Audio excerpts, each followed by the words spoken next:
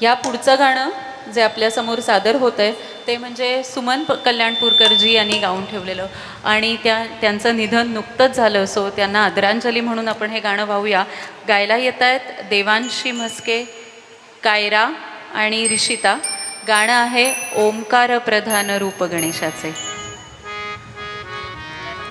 या छोट्याशा तिघीजणी सुमनजींचं गाणं गातायत, सो जरा जोरदार टाळ्यांच्या गजरात त्यांना प्रोत्साहन देऊया.